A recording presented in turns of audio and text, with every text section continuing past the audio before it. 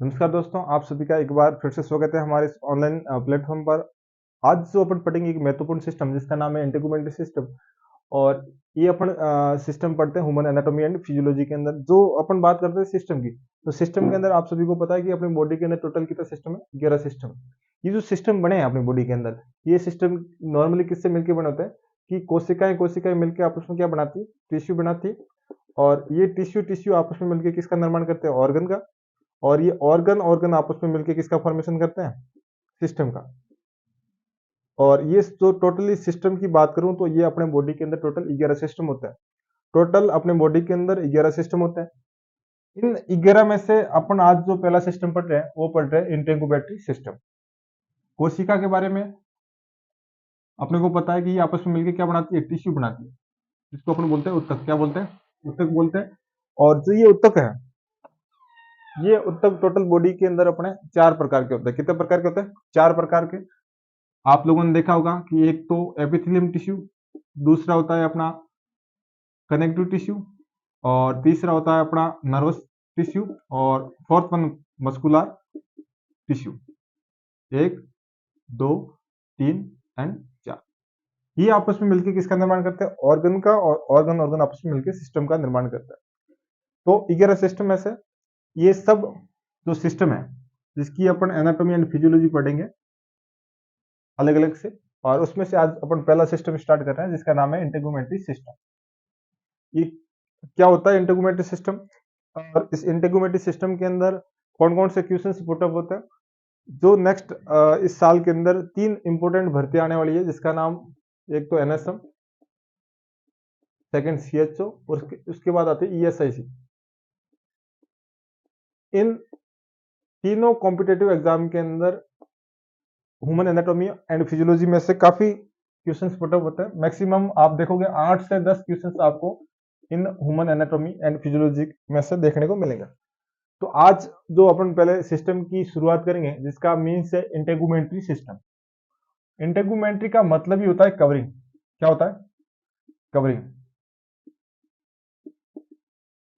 यानी अपने बॉडी को कौन ढके रखता है, स्किन। कौन ढके रखता है, स्किन।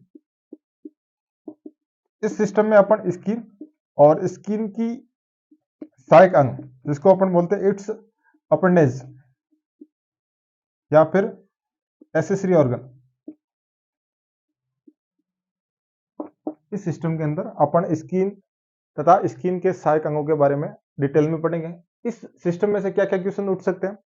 एक तो पहला क्वेश्चन है कि लार्जेस्ट सिस्टम, अपने बॉडी के अंदर सबसे बड़ा सिस्टम कौन सा है। या फिर अपन बोलेंगे कि लार्जेस्ट ऑर्गन कौन सा है अपने बॉडी के अंदर।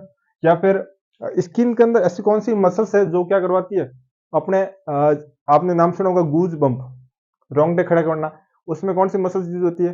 या फिर स्किन की वेस्कुलर लेयर कौन सी होती है।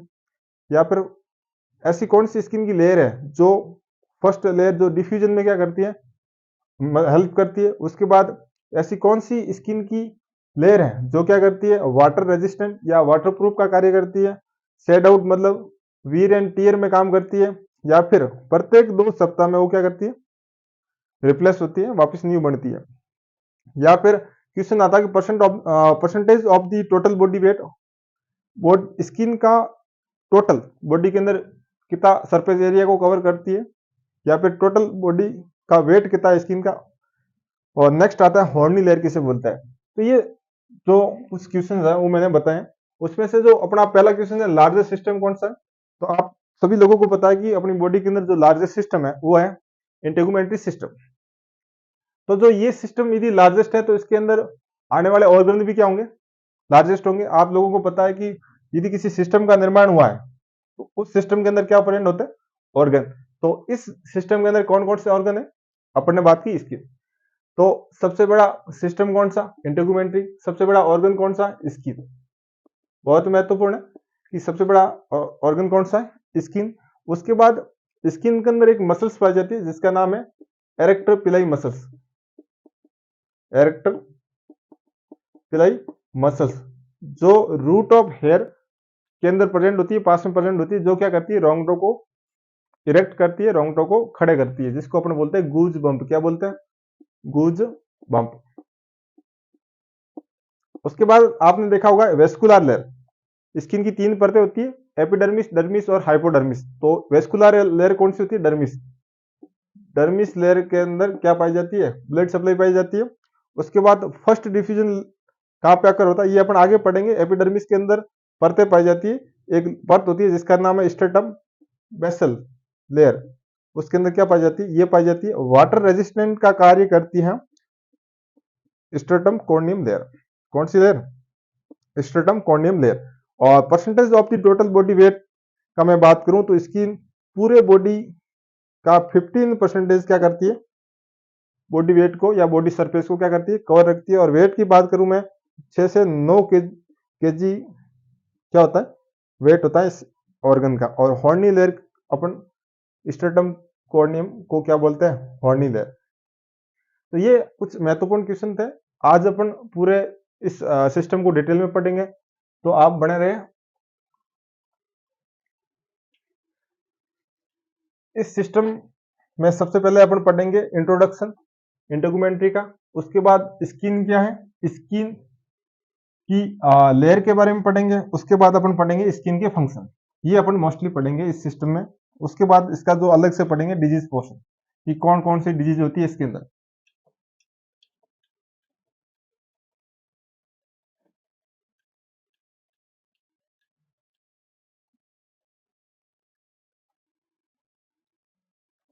तो अपन ने बोला कि इंटेगुमेंट्री का मीन्स होता है कवरिंग। और अपने को पता है कि अपनी बॉडी को कवर कौन रखे रखती है? स्किन। कौन रखती है? स्किन। इस स्किन के स्किन का रासायनिक नाम है डर्मा। क्या यूज करते हैं? डर्मा। और अपन ने बोला कि स्किन के अध्ययन को बोलते हैं डर्मेटोलॉजी। क्या बोलते हैं? डर्मेटोलॉजी। यानी डर्मेटोलॉजी के अंदर अपन किसका अध्ययन करेंगे? एक तो करेंगे स्किन का, उसके बाद इट्स एसेसरी ऑर्गन, इसके जो सहायक अंग है उसका अध्ययन करेंगे अपन, and it's treatment.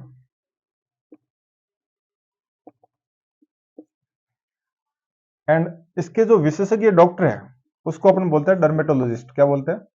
Dermatologist. Dermatology.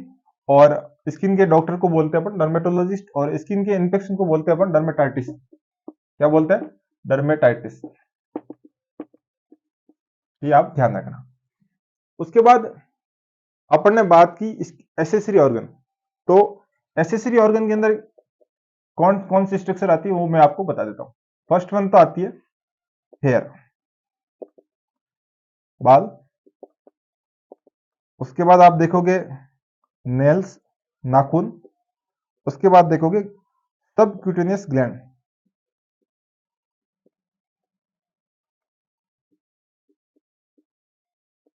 इसमें 2 ग्लैंड मेनली होती है, एक होती है स्वेट ग्लैंड और दूसरी होती है आपके सीबेसियस ग्लैंड।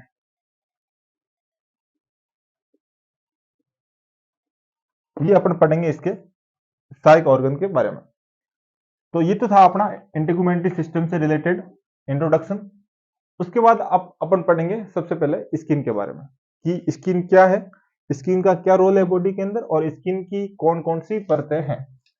ये आप थोड़ा ध्यान में रखिएगा।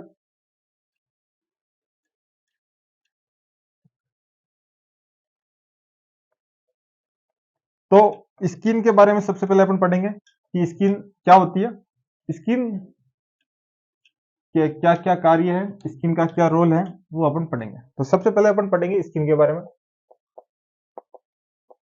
स्किन को अपन बोलते हैं outer covering of the body. Outer covering of the body. ये बॉडी को क्या करती है? कवर करके रखती है। उसके बाद इस स्किन की मैं पीएच की बात करूं तो आप 4.5 टू 5.5 ये इसकी क्या रहती है? पीएच रहती है। स्किन की जो मैं थिकनेस की बात करूं तो ये जो थिन पतली जगहों पे तो इसका जो डायमीटर रहता है वो 0.5 mm। और जो थिक जगह है, ये जो थिन है ये होती है जैसे कि आंखों की पलकें, जिसको अपन बोलते हैं आईलिड्स। और थिक जगह की मैं बात करूं तो वो होती है अपनी सोल या फिर पाम। हथेलियां या फिर तलवे की बात करूं तो ये क्या होती है, वहां पे स्किन मोटी होती है, तो वहां का जो डायमीटर होता है वो अप्रोक्स 4 mm का होता है। उसके बाद इसकी अपन बात करें कि ये बॉडी का लगभग मैं बॉडी सरफेस 15% बॉडी सरफेस को क्या करती है, कवर करती है। टोटल बॉडी का 15% सरफेस को क्या करती है, कवर करती है। और मैं बॉडी वेट की बात करूं, टोटल इसका वेट है वो है 6 से 9 kg। ये बॉडी के वेट को क्या करती है, कवर करती है। तो ये तो था अपने स्किन के बारे में। अब पढ़ेंगे अपन स्किन की परतों के बारे में कि कौन कौन सी स्किन की परतें होती है जो स्किन में पाई जाती है और उन परतों का क्या क्या रोल है।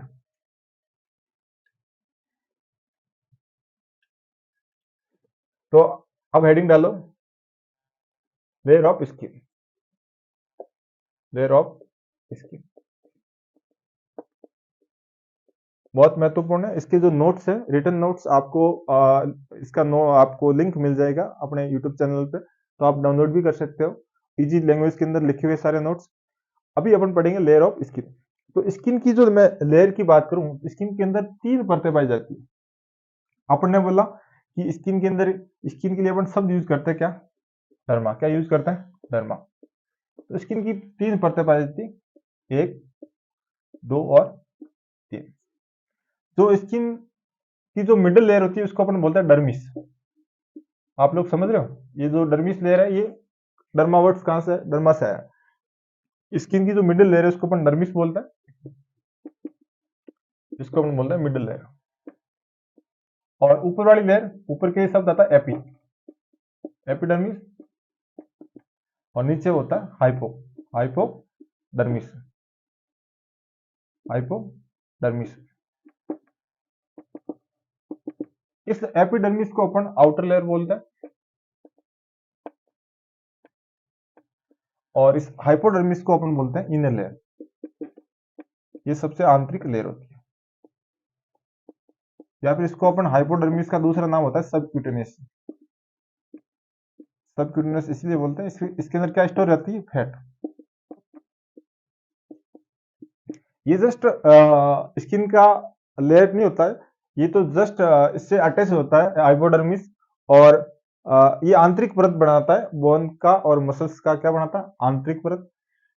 तो स्किन की परतों के बारे में बात करें तो सबसे ऊपर वाली परत होती है एपिडर्मिस, दूसरी होती है डर्मिस और थर्ड होती है हाइपोडर्मिस। जो ये एपिडर्मिस परत है ये आप स्किन की बाहर वाली परत है, और डर्मिस मिडिल लेयर है और हाइपोडर्मिस क्या है, आंतरिक लेयर है।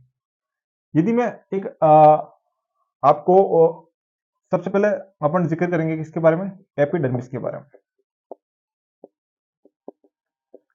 तो ये एपिडर्मिस लेयर है, इसको अपन ने क्या बोला, आउटर लेयर है,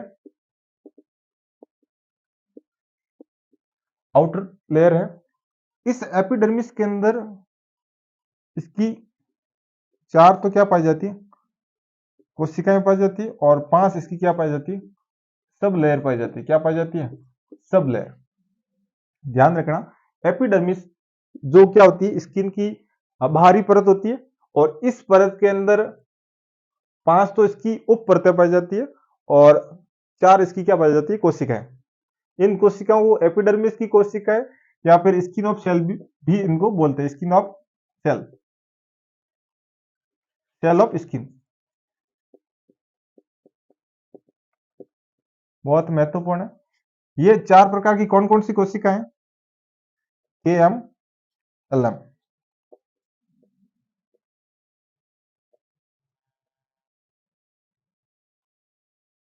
पहली सेल है केराटिनोसाइट,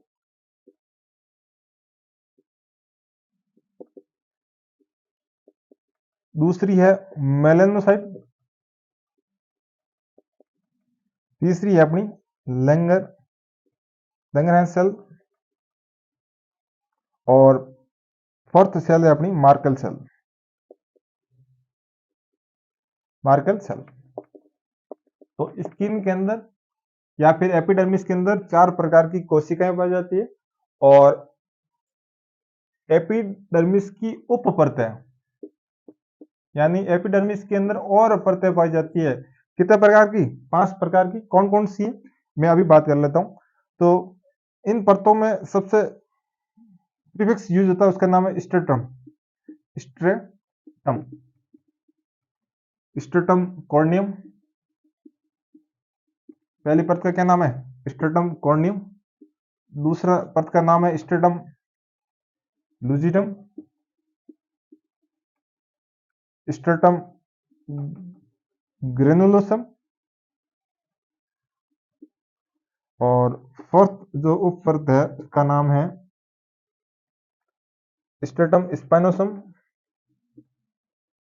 और फिफ्थ लेयर का नाम है स्ट्रेटम बेजल या फिर स्ट्रेटम बेसल लेयर। तो ये टोटल 5 परतें पाई जाती है किसके अंदर? एपिडर्मिस के अंदर। तो ध्यान रखो, स्किन की 3 परतें पाई जाती है। स्किन के लिए शब्द यूज होता है डर्मा, और डर्मा है इसलिए इसका मिडिल लेयर कौन सी है? डर्मिस। डर्मिस के ऊपर है वो एपिडर्मिस और नीचे है वो हाइपोडर्मिस। एपिडर्मिस को अपन आउटर लेयर तथा डर्मिस को अपन मिडिल लेयर के नाम से भी जानते हैं, तथा थर्ड जो हाइपोडर्मिस है इसको इनर लेयर के नाम से भी जानते हैं। यानी ये आंतरिक लेयर है और ये ऊपर वाली लेयर है। अपन 1 बाई 1 करके अपन डिटेल में पढ़ेंगे। सबसे पहले मैंने किसकी बात की? एपिडर्मिस की।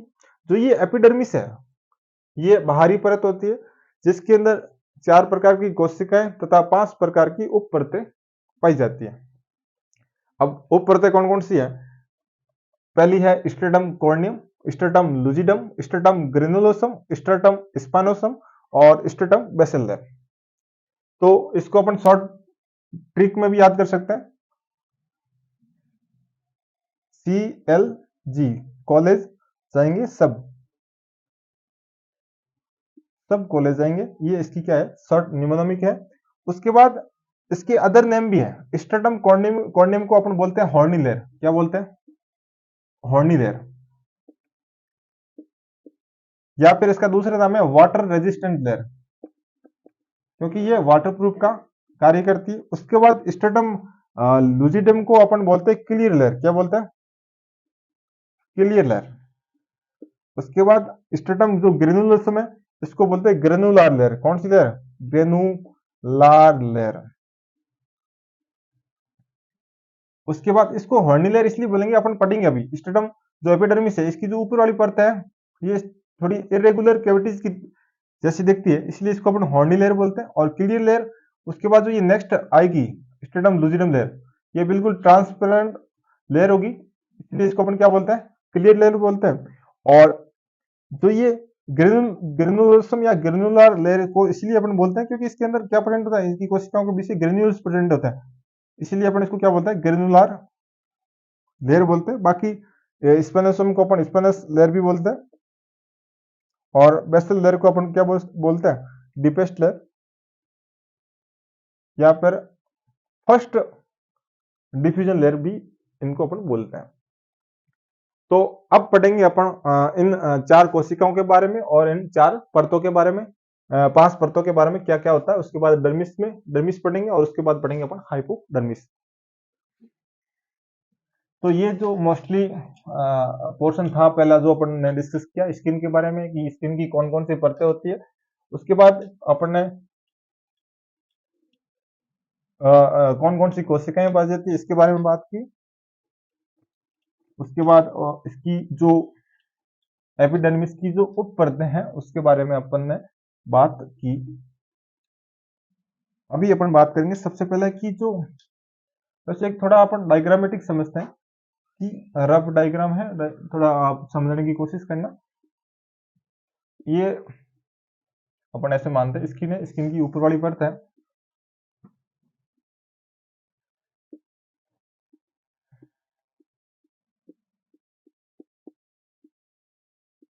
स्किन की ऊपर वाली परत है।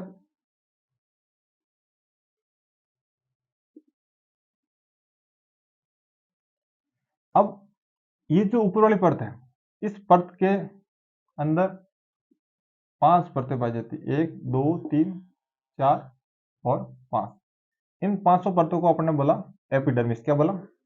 एपिडर्मिस। उसके बाद आती है डर्मिस। क्या आती है? डर्मिस। डर्मिस। इन एपिडर्मिस के अंदर क्या पाई जाती है? कोशिकाएं। ऊपर वाली परत के अंदर पाई जाती है कोशिकाएं। ये जो ऊपर वाली परत है इसके अंदर जो कोशिकाएं पाई जाती है, 4 प्रकार की कोशिकाएं, केराटिनोसाइट, मेलानोसाइट, लैंगरहैंस सेल और मार्केल सेल। इन कोशिकाओं के बारे में अपन अभी पढ़ेंगे। और ये कोशिकाएं कहां पाई जाती है? मैंने बता दिया कि ये एपिडर्मिस है। एपिडर्मिस की 5 उप परतें होती है और इन परतों के मध्य क्या पाई जाती है? ये 4 प्रकार की कोशिकाएं पाई जाती है। तो अभी अपन जिक्र कर रहे हैं ओनली फॉर किसका? एपिडर्मिस की कोशिकाओं का। पढ़ते रहना भाई, क्लास को कंटिन्यू। जो केराटिनोसाइट है, नाम से भी पता चल रहा है ये क्या बनाएगी? क्रिएटिन प्रोटीन बनाएगी। क्या बनाएगी? क्रिएटिन प्रोटीन बनाएगा। ये जो क्रिएटिन है ये नाखून, नेल्स तथा हेयर के फॉर्मेशन में क्या करता है? हेल्प करता है। नाखून और हेयर को बनाने में हेल्प करता है। तथा स्किन की जो बाहर वाली परत है जिसको अपन बोलते हैं मेनली, उसमें रोल करता है। स्किन की जो बाहर वाली परत है उसको बोलते हैं एपिडर्मिस। क्या बोलते हैं? एपिडर्मिस। उसमें पाया जाता है तथा ये स्किन को वाटरप्रूफ बनाने में भी क्या करता है? हेल्प करता है। वापिस समझो, जो केराटिनोसाइट है ये क्या बनाती है? केराटिन बनाती है और ये नेल्स तथा हेयर फॉर्मेशन में भी हेल्प करती है। तथा जो स्किन की ऊपर वाली परत है एपिडर्मिस, इसको वाटरप्रूफ बनाने का कार्य करती है। ये टोटल एपिडर्मिस की टोटल कोशिकाओं में से 90% ये कोशिकाएं पाई जाती है। उसके बाद आती है मेलानोसाइट। जो मेलानोसाइट कोशिकाएं हैं ये टोटल 8% पाई जाती है। ये मेलानोसाइट कोशिकाएं मेलानिन का निर्माण करती है। किसका निर्माण करती है? मेलानिन का। और ये मेलानिन है ये स्किन कलर के लिए रेस्पॉन्सिबल है। किसके लिए? स्किन कलर के लिए रेस्पॉन्सिबल है। तथा जो ये मेलानिन है ये सूर्य से आने वाली पराबैंगनी किरणें जिसको अपन यूवी रेज बोलते हैं, इन यूवी रेज से भी अपने को क्या करती है? प्रिवेंट करती है। बहुत महत्वपूर्ण है। मेलानोसाइट किसका निर्माण करती है? मेलानिन का निर्माण करती है और ये स्किन कलर के लिए रेस्पॉन्सिबल है। तथा जो ये मेलानोसाइट है ये मेलानोसाइट जहां पे लाइट ज्यादा होती है वहां पे इसका लेवल क्या होता है? बढ़ता है। और जहां पे लाइट कम होती है वहां पे कम होता है। और ये स्किन कलर को मेंटेन रखता है। इसीलिए जिसमें ये कोशिकाएं ज्यादा पाई जाती है वो उनका कलर डार्क होता है, ब्लैक कलर के होता है। तथा जिसमें इन कोशिकाओं का लेवल कम होता है वो उनका कलर क्या होता है? लाइट होता है। ये महत्वपूर्ण है। और एक ये ध्यान रखना बहुत ही महत्वपूर्ण है, यूवी रेज से क्या करती है? प्रिवेंट करती है। उसके बाद आती है लैंगरहैंस सेल। तो ये लैंगरहैंस सेल है ये, इसको अपन फेगोसाइटिक सेल भी बोलते हैं। स्किन की भक्षण कोशिका बहुत महत्वपूर्ण है, ध्यान रखना। स्किन की भक्षण कोशिका कौन सी है? Langerhans cell. जो क्या करती है? सूक्ष्म जीवों से क्या करती है? अपने को सुरक्षा प्रदान करती है और फर्स्ट लाइन डिफेंस का कार्य करती है। कैसा कार्य करती है? फर्स्ट लाइन डिफेंस का। उसके बाद मार्केल सेल है। जो ये मार्केल सेल है ये, इनका दूसरा नाम सेंसरी सेल है। इन मार्केल सेल का दूसरा नाम सेंसरी सेल है। ये क्या करती है? पेन, प्रेशर, टच, टेम्परेचर तथा वाइब्रेशन के संदेशों को रिसीव करती है तथा आगे नर्व एंडिंग तक पहुंचाती है। तो 4 प्रकार की कोशिकाएं, केराटिनोसाइट तो केराटिन बनाती है और नाखून तथा बाल बनाने में क्या करती है? हेल्प करती है और स्किन को वाटरप्रूफ बनाने में क्या करती है? सहायता करती है। उसके बाद नेक्स्ट कोशिका मेलानोसाइट। मेलानोसाइट टोटल 8% पाई जाती है और मेलानोसाइट क्या किसका निर्माण करती है? मेलानिन का, और जो रेस्पॉन्सिबल है स्किन कलर के लिए। उसके बाद लैंगरहैंस सेल। ये जो लैंगरहैंस सेल है ये एक प्रकार की फेगोसाइटिक सेल है, स्किन के अंदर पाई जाती है और इनका जो रोल है वो है भक्षण। इसको भक्षण कोशिकाओं के नाम से भी अपन जानते हैं। मार्कल सेल जिसका दूसरा नाम है सेंसरी सेल। ये सेल सोमेटोफॉर्म सेंसेशन को रिसीव करती है, जैसे कि पेन, प्रेशर, टच, टेम्परेचर और वाइब्रेशन को क्या करती है, रिसीव करती है। उसके बाद ये तो थी 4 प्रकार की कोशिकाएं, स्किन की बोलो या फिर एपिडर्मिस की।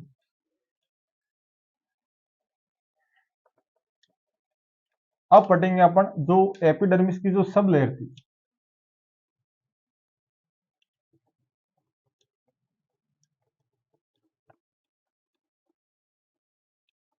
जो एपिडर्मिस की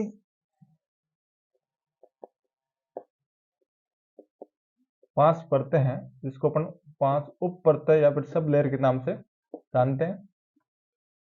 ये जो 5 सब लेयर है, उसमें से अपन ने पहले बोला ये फर्स्ट लेयर, दूसरी, तीसरी, फोर्थ और ये फिफ्थ। ये जो लेयर है, जो पहली लेयर है, अपन ने बोला स्ट्रेटम शब्द यूज करते हैं प्रीफिक्स में, स्ट्रेटम, स्ट्रेटम कॉर्नियम, स्ट्रेटम लुजिडम, फिर आती है स्ट्रेटम ग्रेनुलोसम, और फिर आती है स्ट्रेटम स्पेनोसम, और फिर जो लास्ट लेयर है वो है स्ट्रेटम बेसल लेयर। कौन सी लेयर? बेसल। अपन अभी 1 बाय 1 करके इनको पढ़ेंगे। तो स्ट्रेटम कॉर्नियम है, इनका दूसरा नाम है हॉर्नी लेयर, इसको अपन हॉर्नी लेयर के नाम से भी जानते हैं। या फिर इसके अंदर सबसे ज्यादा क्या पाई जाती है? क्रिटेनोसाइट। सबसे ज्यादा जो पाई जाने वाली कोशिका है क्रिटेनोसाइट, वो किसमें? इसमें पाई जाती है, क्रिटेनोसाइट कोशिका।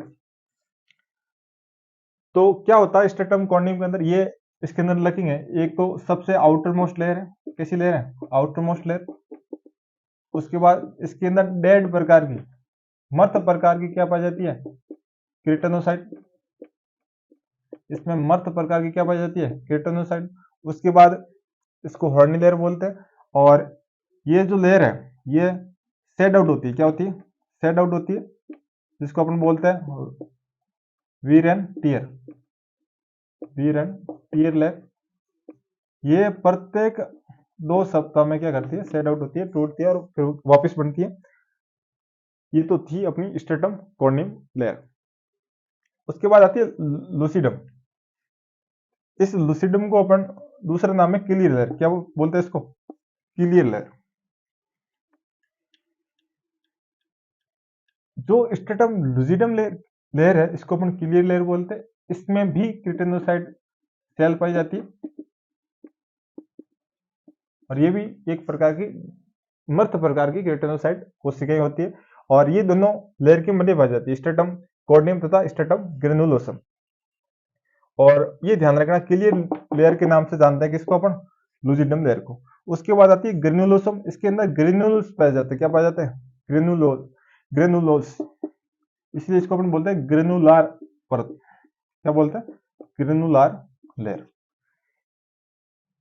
ग्रेनुलोसम के अंदर भी कम मात्रा में क्या प्रेजेंट होती है? केराटिनोसाइट कोशिकाएं, केराटिनोसाइट सेल प्रेजेंट होती है।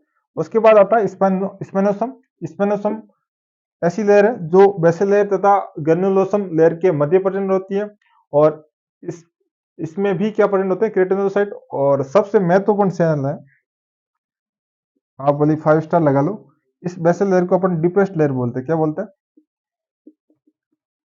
डिपेस्ट लेयर, या फिर अपन बोलते हैं फर्स्ट डिफ्यूजन लेयर।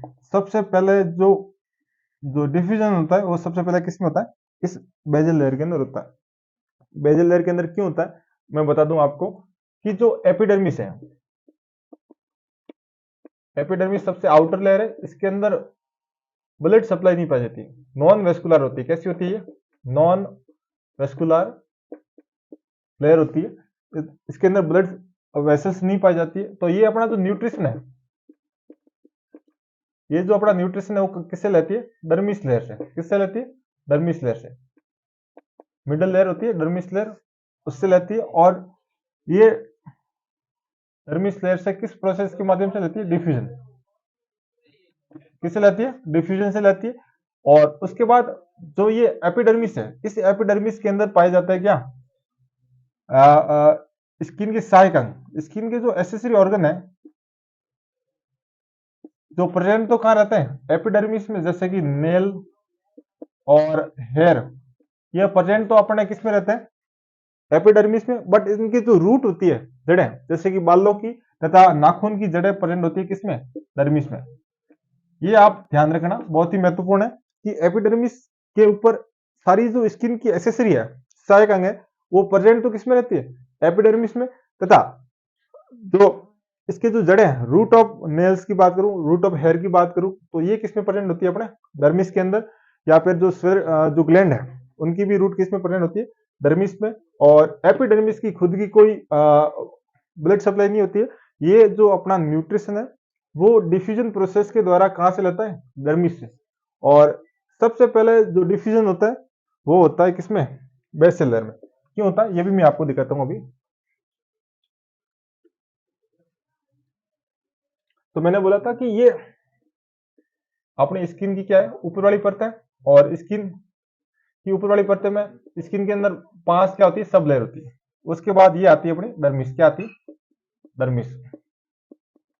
ये जो डर्मिस है इसके अंदर दो पोर्शन पाए जाते हैं, क्या पाए जाते हैं, इस डर्मिस के अंदर आप देखोगे तो दो पाइप देखेंगे आप। दो पाइप कौन किस किस के देखेंगे, दो देखो, ये देखो, और एक आपको दिखेगा इस एक रेड कलर का, एक है ग्रीन कलर का। जो रेड कलर का है वो है आर्टरी, क्या है, आर्टरी। और जो ये ग्रीन कलर का ये है वेन, क्या है, वेन। यानी अपन कह सकते हैं कि डर्मिस के अंदर क्या पाई जाती है, ब्लड सप्लाई, इसीलिए अपन डर्मिस को बोलेंगे वेस्कुलर लेयर, क्या बोलेंगे, वेस्कुलर लेयर। और ऊपर एपिडर्मिस के अंदर कोई ब्लड, किसी भी प्रकार की ब्लड सप्लाई नहीं पाई जाती है। तो ये लास्ट तक कहाँ आता है, ये जो एपिडर्मिस की 5 परत है, पहली, दूसरी, तीसरी, चौथी और पांचवी, यानी ये वाली परत। तो ये वाली परत कौन सी है, बेसल लेयर। यानी ये जो बेसल लेयर है ये एक लिंक का कार्य करती है, क्या करती है, लिंक, किसके मध्य, एपिडर्मिस तथा डर्मिस के मध्य। जो लिंक का कार्य कर रही है वो कौन सी लेयर है, बेसल लेयर। और एक प्रकार की डिपेस्ट लेयर है। और जो पहली बार ब्लड के कांटेक्ट में भी आने वाली लेयर कौन सी है, बेसल लेयर। और इस लेयर से फिर जो न्यूट्रिएंट है वो डिफ्यूजन प्रोसेस के थ्रू ऊपर जाते हैं, 1/1 लेयर को क्रॉस करते हुए। तो ये ध्यान रखना, इसीलिए इसको अपन बोलते हैं फर्स्ट डिवीजन लेयर। तो ये तो था अपने एपिडर्मिस के बारे में। अब अपन पढ़ेंगे डर्मिस के बारे में।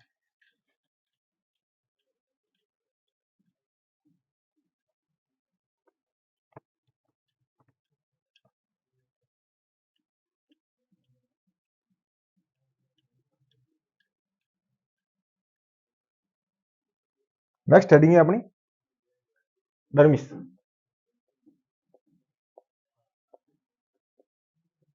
डर्मिस, इसको अपन बोलते हैं मिडिल लेयर, क्या बोलते हैं, मिडिल लेयर। और ये किसके मध्य होती है, एपिडर्मिस तथा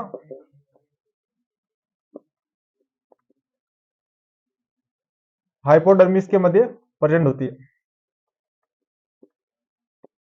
हाइपोडर्मिस के मध्य प्रेजेंट होती है कौन, डर्मिस।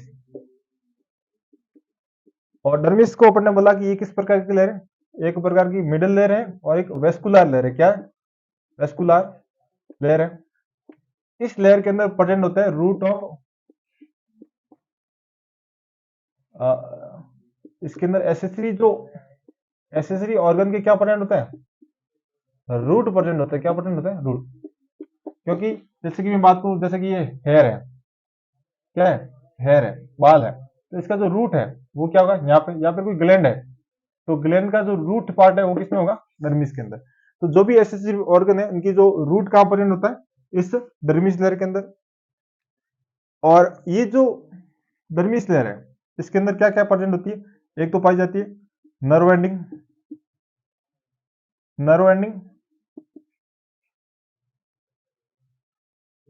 नर्व एंडिंग, उसके बाद इसके अंदर प्रेजेंट होती है अपने कनेक्टिव टिश्यू। कौन कौन से? लूज तथा डेंस कनेक्टिव टिश्यू प्रेजेंट होते हैं, लूज तथा डेंस कनेक्टिव टिश्यू प्रेजेंट होते हैं। इस डर्मिस के दो पार्ट होते हैं, मैं आपको बताता हूं इस डर्मिस के कितने पार्ट होते हैं? दो पार्ट होते हैं। कौन कौन से? एक तो होता है अपने पेपिलरी और एक होता है रेटिकुलर।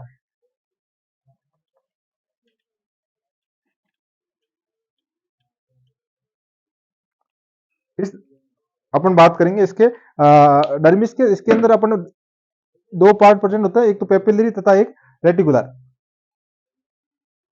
पहला पार्ट कौन सा? पेपिलरी, और दूसरा पोर्शन होता है रेटिकुलर। तो जो पेपिलरी पार्ट है वो होता है 20%। कितने परसेंटेज? 20। और जो रेटिकुलर है वो अपने परसेंटेज होता है कितने परसेंटेज? 80%। ये जो पेपिलरी भाग है ये बना होता है लूज कनेक्टिव टिश्यू से। किससे? लूज कनेक्टिव टिश्यू से। और ये बना होता है डेंस कनेक्टिव टिश्यू से।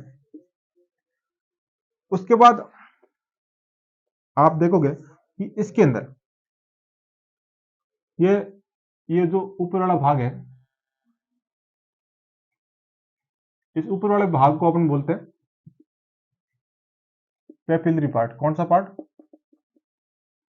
जो कितना परसेंटेज होता है? 20%। और जो ये बाकी वाला पोर्शन है ये होता है रेटिकुलर। और ये स्किन की डर्मिस लेयर का 80% पोर्शन को क्या करता है? कवर करके रखता है। और ये मेनली किससे बना होता है? डेंस कनेक्टिव टिश्यू से। ये पूरा पोर्शन किसका है? Dense connective tissue. और इसमें देखोगे कि क्या प्रेजेंट होती है? ब्लड वेसल्स प्रेजेंट होती है। ब्लड वेसल्स के साथ नर्व प्रेजेंट होती है और डेंस कनेक्टिव टिश्यू प्रेजेंट होता है। डेंस कनेक्टिव टिश्यू की वजह से ये स्किन को क्या बना देती है? एक तो इलास्टिक,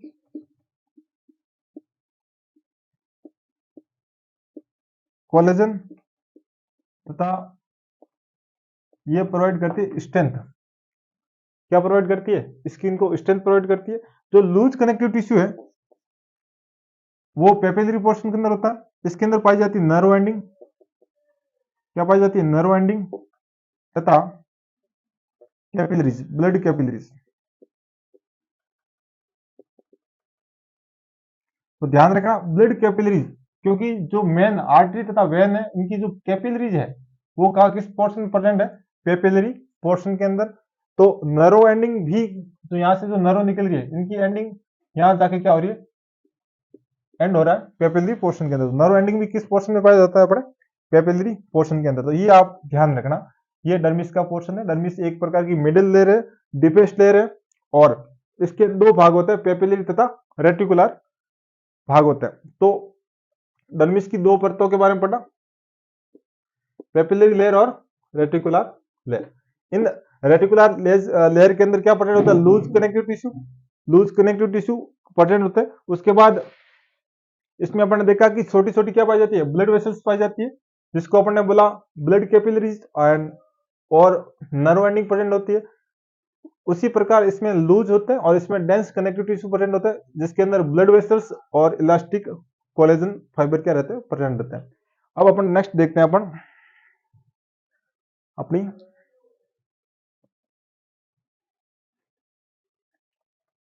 और एक बात ध्यान रखना, इसके अंदर नर्व एंडिंग होने की वजह से ये कैसा पोर्शन होता है? सेंसरी पोर्शन होता है, जो पेन, प्रेशर, टच के सोमेटोफॉर्म सेंसेशन को क्या करता है? रिसीव करता है।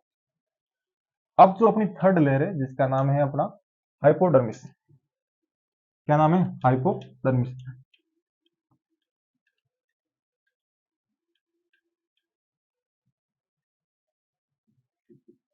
तो अपना जो डीपेस्ट लेयर है वो अपनी कौन सी है?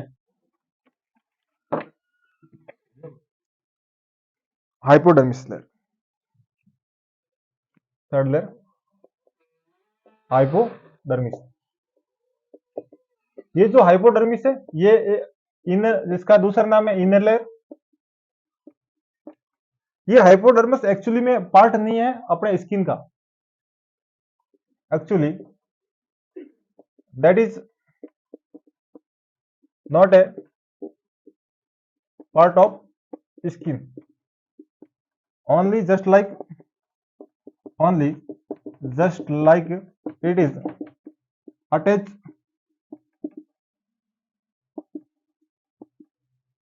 to the skin, ये जस्ट स्किन से जुड़ी रहती है, एंड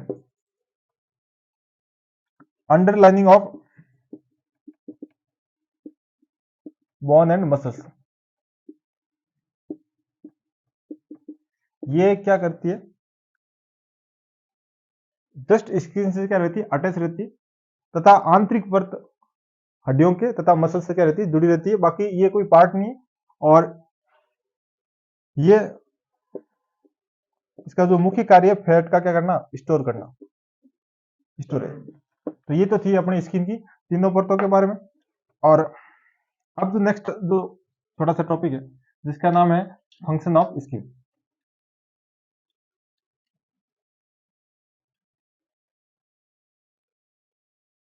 नेक्स्ट टॉपिक है अपना function of skin. Function of skin में जो पहला फंक्शन है वो है प्रोटेक्शन। क्या है? प्रोटेक्शन। पहला जो अपना फंक्शन है वो क्या है? प्रोटेक्शन है। प्रोटेक्शन का जो मैं बताऊं आपको, तो इसके अंदर आप देखोगे कि ये जो मुख्यतः इसके ऊपर पाई जाती है, जो स्किन है वो अपनी बनी होती है केराटिनाइज्ड स्ट्रेटिफाइड स्क्यूमस एपिथेलियम। इसकी बनी होती है केराटिनाइज्ड स्ट्रेटिफाइड स्क्यूमस एपिथेलियम। ये जो उत्तक है या फिर जो ये परत है, ये स्किन को क्या बनाती है? वाटरप्रूफ। तो पानी से अपने को क्या देती है? प्रोटेक्शन देती है। उसके बाद स्किन को बनाती है मजबूत। उसके बाद स्किन के अंदर प्रेजेंट होती है, आपको पता है, फैगोसाइटिक सेल। ये जो फैगोसाइटिक सेल है जिसका नाम है लैंगरहैंस सेल, ये भी क्या करती है? स्किन को प्रोटेक्शन करती है।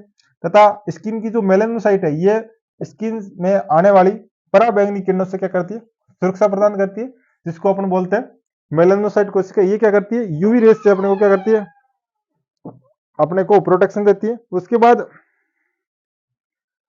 आप देखोगे कभी भी स्किन के ऊपर कोई इंसिडेंस हो जाता है, चाहे हीट से हो या फिर थर्मल हो या फिर कोल्ड हो, इन सब से प्रोटेक्शन, या फिर बैक्टीरिया, वायरस, इन सभी का प्रोटेक्शन स्किन के द्वारा किया जाता है। नेक्स्ट आता है एब्जॉर्प्शन। पहला फंक्शन था अपना प्रोटेक्शन, दूसरा है एब्जॉर्प्शन। बहुत महत्वपूर्ण है एब्जॉर्प्शन। एब्जॉर्प्शन के अंदर आप देखोगे कि काफी चीजें हैं जो स्किन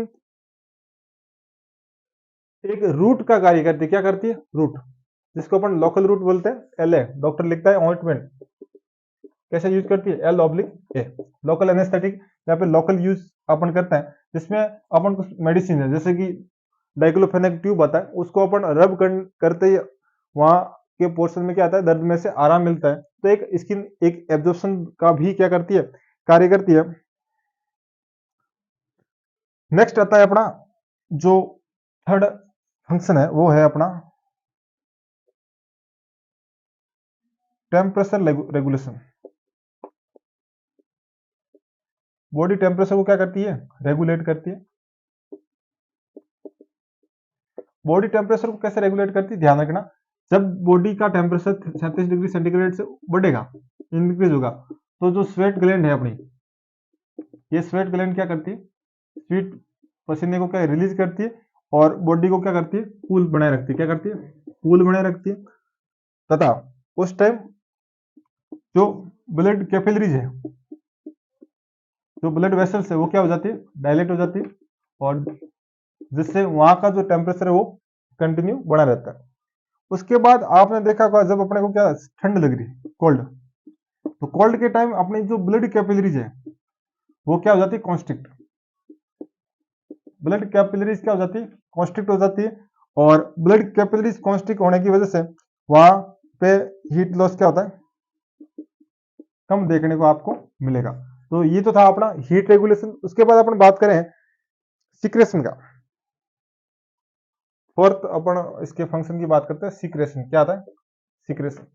सिक्रेशन के अंदर आप देखोगे इसमें प्रेजेंट होती है ग्लैंड। क्या प्रेजेंट होती है, ग्लैंड। एक तो होती है सीबेसियस ग्लैंड, जो ऑयल तथा वैक्स का क्या करती है, सीक्रेट करती है, जो स्किन को प्रिवेंट करती है किससे, डिहाइड्रेशन। स्किन को डिहाइड्रेट होने में क्या करती है, हेल्प करती है, तथा डिहाइड्रेट होने में क्या करती है, रोकती है। तथा इसके अंदर प्रेजेंट होती है स्किन के अंदर स्वेट ग्लैंड। क्या प्रेजेंट होती है, स्वेट ग्लैंड। ये जो स्वेट ग्लैंड है, पसीने की ग्रंथि है, ये क्या करती है, स्किन के टेम्परेचर को रेगुलेट होने में क्या करती है, सहायता करती है। तो स्किन टेम्परेचर को रेगुलेट होने में क्या करती है, ये सहायता करती है। उसके बाद आप देखोगे इसका जो स्किन का बहुत ही महत्वपूर्ण जो कार्य है, 5th नंबर पे, वो है सेंसेशन। क्या है, सेंसेशन। ध्यान रखना, स्किन एक प्रकार की सेंसरी ऑर्गन है। आप लोगों को पता है कि अपने बॉडी के अंदर 5 सेंसरी ऑर्गन है। कौन कौन से, आप देखोगे नोज, उसके बाद ईयर, उसके बाद टंग, उसके बाद आप देखोगे स्किन और आई। तो स्किन को भी अपन किस में काउंट करते हैं, सेंसरी ऑर्गन में से। और जो तो सेंसरी ऑर्गन इसीलिए है क्योंकि इसके अंदर प्रेजेंट होती है मार्कल सेल। कौन सी सेल, मार्कल सेल। और मार्कल सेल को अपन ने सेंसरी सेल के नाम से भी जानते हैं। और ये जो सेल होती है, ये बॉडी के अंदर सोमेटोफॉर्म जो भी सेंसेशन है उनको क्या करती है, ये रिसीव करती है। और somatoform sensation, pain, pressure, touch वगैरह, ये किस में आते हैं, इसी के अंदर आते हैं। उसके बाद आप देखोगे कि जो ये स्किन है, ये बॉडी के अंदर विटामिन डी फॉर्मेशन में क्या करती है, सहायता करती है। और विटामिन डी आप सबको पता है कि हड्डियों के लिए बहुत ही क्या है, महत्वपूर्ण है। तो दोस्तों अपन ने आज एक सिंपल वे के अंदर इंटीग्यूमेंट्री सिस्टम पढ़ा, जो सिस्टम काफी महत्वपूर्ण है। मैंने जितनी कोशिश हुई इसको अच्छे तरीके से समझाने की कोशिश की। इसके जो नोट्स है आपको ऑनलाइन मिल जाएंगे लिंक के माध्यम से। और इंटीग्यूमेंट्री सिस्टम का जो पोर्शन है, जिसमें से 1-2 क्वेश्चन कम से कम आपको इन तीनों एग्जाम के अंदर देखने को मिलेंगे। Thank you.